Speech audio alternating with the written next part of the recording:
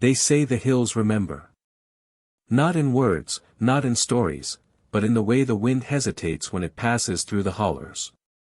In the way the trees lean, as if they're still listening for footsteps that should have never existed. In the mountains of Appalachia, there's a family the locals don't name out loud.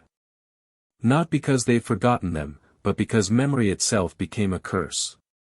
You'll hear whispers in McDowell County, in the low valleys of Kentucky and Virginia, old men in diners, old women on porches. When the conversation turns quiet, someone will mutter, "That was her. The woman who married all three brothers. Her name was Eliza Maynard." Born in the 1920s, on a stretch of land so poor and isolated that the map barely bothered to mark it. A place where the dirt roads ended in silence, and where kinship was less about choice and more about survival. Eliza was 16 when she first married. The eldest brother, Samuel, was 23, already hardened by cold dust and hunger. They said he loved her fiercely, but in that love there was something else, something desperate. The Maynard boys didn't see women often. The war had taken the men, the mines had taken the rest. Eliza was light in a world of soot. But what no one could have known, what the town would only come to whisper about decades later, was that Eliza's marriage to Samuel wasn't the end of her story. It was the beginning of a bloodline that would twist back on itself until it barely resembled humanity at all. When Samuel died in the mines 2 years later, Eliza was left with one child, a boy with eyes too pale to belong to the living. The second brother, William, stepped in. Out here, it wasn't strange for a widow to remarry within the same family. The land had its own laws. Bloodlines were kept close, sometimes too close. The church said it was charity. But the people in the holler, they said the Maynards were different. They said their family tree didn't branch, it looped. William took Eliza as his wife, and the family carried on. But when he died, mysteriously, some said, in the same shaft that took his brother, the youngest, Thomas, came to her. And that's when the stories began to turn dark. No one remembers exactly when Eliza stopped leaving the house. Some say she lost her mind from grief, others that she'd been touched by something older than reason. The Maynard home stood at the edge of the woods, collapsing into itself year by year, the way a secret rots in the dark. By then, her children, some called them her sons, others her nephews, others her, something else, had begun to change. One of the few who ever saw them was a schoolteacher who came to the hollow in 1948. She said the boys didn't speak in full words. Their eyes were cloudy, their skin pale and loose. One of them had 6 fingers on each hand. Another, she said, never blinked. The teacher didn't stay long. When she left, she told the county office there were things up there that didn't belong to this world. They wrote her off as hysterical. But then came the reports. Stray dogs disappearing. Night screams echoing down the valley. Hunters who refused to go past the creek after dark. And when the coal company tried to buy up the land years later, they found something they couldn't explain, an entire cemetery hidden in the woods, marked only by stones. Each one carved with the same initials, E.M. The legend says Eliza buried them herself. Each time one of her children died, she carried them to the trees and laid them in the earth. Alone. The neighbors never saw her cry. Some said she'd run out of tears. Others said she'd given them all to something that didn't die. It wasn't until the 1970s that a journalist from Charleston came looking for the truth. He'd heard the stories, the woman who married 3 brothers, the inbred children, the hidden graves. He found the house barely standing, its roof eaten by moss, its windows blackened. Inside, he found something that chilled him more than the silence. On the wall, scratched into the wood, were names. Written over and over in different hands, as if generations had tried to remember themselves before forgetting again. Samuel. William. Thomas. Eliza. And beneath them, a single phrase. We keep it in the blood. He published his findings in a small column, half believing, half afraid.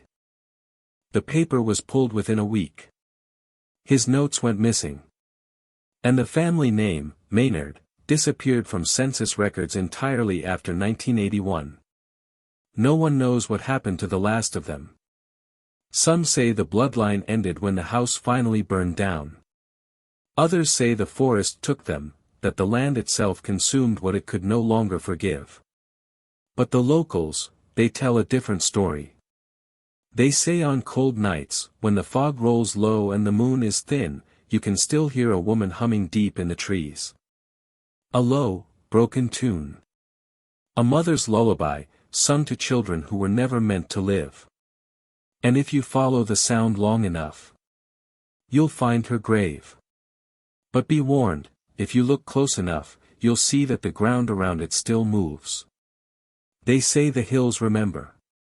And some things refuse to stay buried. They called her the widow of 3 brothers, though no one dared speak it above a whisper.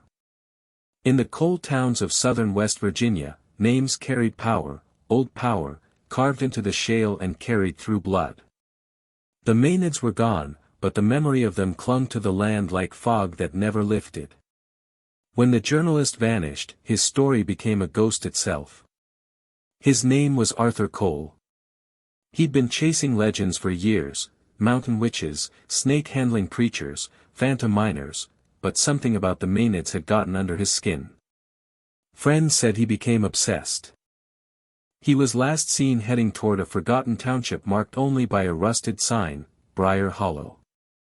2 weeks later, his car was found abandoned by the roadside. Inside, the air smelled of damp earth. His camera was gone, his notes half-burned. On the passenger seat lay a single photograph, faded, grainy, but unmistakable. A woman standing in front of a wooden house. Her hair pinned up, her dress plain. But behind her, peering from the darkness of the doorway, were faces that didn't look human anymore. People said it was Eliza. But the problem was, she would have been over 80 years old when that photo was taken. The sheriff's office dismissed it as a hoax. The photograph vanished from evidence a month later. But rumors spread. Children in nearby towns began telling stories of the white woman of Briar Hollow. They said if you left a candle burning by the creek at night, she'd come to you, not to haunt, but to remember. The old folks knew better. They said Eliza wasn't haunting anyone. She was keeping watch. Guarding something buried too deep to dig up without losing yourself in the process. You see, the Maynads weren't the only family like that. Across Appalachia, the pattern repeats itself. Small, isolated communities, generations folded inward until identity becomes a mirror with no reflection. Poverty bred silence. Silence bred secrets. And secrets, well, they grow roots. In the late 1990s, a team of university anthropologists came through McDowell County to study closed genetic communities. Their report was sealed, but one of them, years later, dying of cancer, confessed to his daughter what he'd seen. He said there were families who had been living out there for decades, unseen by the modern world. Entire bloodlines that never left the hollow. Skin the color of ash, eyes milky and blind, speech broken into sounds that weren't words anymore. He said he found a cabin where every surface was covered in carvings of names.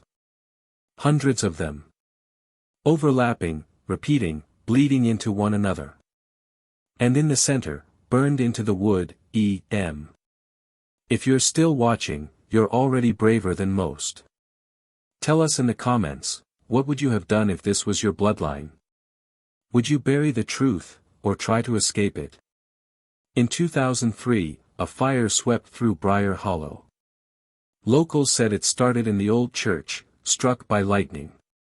Others said it was arson. But what no one could explain was what the fire revealed. When the ash settled, search crews found a cellar under the church.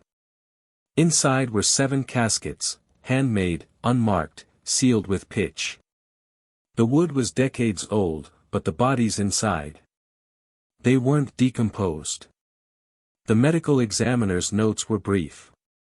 Subjects exhibit extreme genetic abnormalities. Skin tissue intact. No signs of embalming. That's all it said. The bodies were confiscated by the state. The report never reached the public.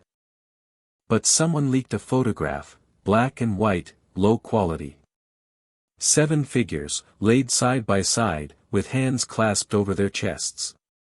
Every one of them bore the same feature, a small birthmark under the left eye. Just like Eliza Maynard had. After that, Briar Hollow was fenced off. Declared unsafe due to mine collapse risk. But those who've gone past the gates, hunters, thrill seekers, the kind of people who don't believe in ghosts, say the forest there feels different. The air hangs heavy, and no sound carries. Even the birds won't cross that ridge. And if you stay long enough, if you let your eyes adjust to the dark, you'll start to see shapes. Not clear, not fully formed, but there. Watching. Waiting. Some say it's the Maynard bloodline, still walking the land. Others think it's something older, something the family served, or maybe fed. But there's one story that chills me more than the rest. It came from an old woman named Ruthie, last of the Hollowborn. She said her grandmother used to tell her about Eliza before she died. How Eliza wasn't cursed, she was chosen. Chosen by what, Ruthie never said. Only that Eliza had promised something to the hills, something no one else was willing to give. In return, the land gave her back her sons. But they didn't come back right. And when she tried to bury them again, the ground refused. That's why the graves move, Ruthie said. The earth doesn't want them. The deeper you dig into these stories, the more you start to realize, they're not just about one family. They're about isolation itself. About what happens when humanity turns inward for too long. When blood becomes the only language left. Maybe Eliza wasn't evil. Maybe she was just human, doing what she thought she had to do to keep her family alive. But maybe, just maybe, there are things in these mountains that understand desperation a little too well. Things that know how to whisper back when you pray for help. And once you make a deal like that, you don't just give up your soul. You give up your bloodline. The Maynads may be gone, their house long turned to dust, but their story still seeps through the cracks. You can see it in the faces of those who live near the old hollow, in the way they flinch when you say her name. Because deep down, they know, somewhere out there, under the roots and stones, the widow of 3 brothers is still keeping her promise. Still watching. Still remembering. Still waiting for someone foolish enough to call her name. By the time the state sealed off Briar Hollow, most people had moved on. Time has a way of burying the things that don't fit into history books. But history, in Appalachia, has never been about what's written, it's about what refuses to stay quiet. 2 years ago, a pair of hikers went missing near the old Maynard property line. When search teams found their campsite, it was untouched, tent zipped, food still packed, lanterns still burning low. Their tracks led into the woods, then stopped at a line of stones half sunk in the dirt. Old, eroded, almost invisible. The same kind that marked the Maynard graves. A month later, one of the hikers was found. He was barefoot, covered in mud, whispering the same phrase over and over. She found me. She found me. She found me. He never recovered. The doctor said his vocal cords were damaged, as if he'd been screaming for days. But when they looked closer, they saw something stranger. Under his left eye, just beneath the skin, was the faint outline of a birthmark. When asked where his friend was, he only said, he stayed with her. He said he heard his own name. No one ever found the other man. But 3 weeks after the search ended, a forest ranger took a photo of the area for documentation. When he developed it, there was something standing at the edge of the frame. A woman in a white dress, half hidden by shadow. Her face turned toward the camera. And just like before, behind her, in the dark, there were others. Whatever happened in Briar Hollow didn't die with Eliza Maynard. It lingered. It spread through blood, through memory, through the very soil. Some say the land itself learned what she did, that it remembers how to bring things back that were meant to stay gone. A genealogist once tried to trace the Maynard name. He found that the line didn't end in Appalachia, it fractured, scattering across counties and states. The names changed, Maynard, Menard, Maynard.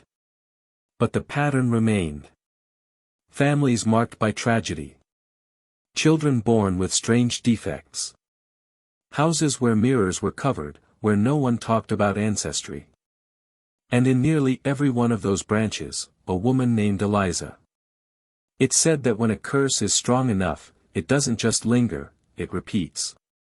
History becomes its own echo. A life lived over and over, until the land itself forgets where one story ends and the next begins. Maybe that's why people still dream of her. Those who've never even heard her name. They wake with dirt under their nails, the sound of humming in their ears. A tune that isn't quite a song, more like a lullaby. Soft. Loving. Terrifying. In the last decade, urban explorers have made their way into the hollow despite the fences. They go for the thrill, the promise of viral footage, of something unexplainable caught on tape. But what they find never makes it online. One man who went in with a camera came back without his memory. He could still walk, still eat, still speak, but his words didn't make sense anymore. He'd whisper to himself in a strange rhythm, repeating the same names like a prayer. Samuel. William. Thomas. Eliza. When doctors scanned his brain, they found something they couldn't explain. His amygdala, the part that feels fear, was completely inactive. It's as if whatever he saw in those woods didn't just frighten him, it took the fear itself. And maybe that's the final truth behind the Maynard legend. Not that they were monsters, but that something in those mountains learned how to feed on the human mind. On grief. On love twisted so tightly it strangles itself. Eliza didn't create the horror. She answered it. Maybe that's why people still leave offerings by the creek, candles, jars of milk, bits of jewelry. Maybe they're not trying to summon her. Maybe they're trying to keep her asleep. Because if the stories are true, Eliza made a promise. She said the blood would never die. That it would remember every name, every breath, every burial. And if the world ever forgot her, she'd come back to remind it. The Maynard house is gone now, nothing but stone and ash swallowed by the roots. But some nights, when the fog settles over the hollow, you can still hear a sound rising through the trees. A woman's voice, faint and broken. She's not crying.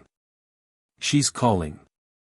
And if you listen long enough, you'll realize she's not calling for help. She's calling for you. Because once you've heard her story, once you've spoken her name, she remembers you, too. So if you ever find yourself driving through the back roads of Appalachia, and the air grows still, and your headlights catch something white at the edge of the woods, don't stop. Don't look. Keep driving. Because some family secrets aren't meant to be understood. They're meant to be left in the dark. Where the hills can keep them. And the blood can keep its promise. And remember. The hills never forget.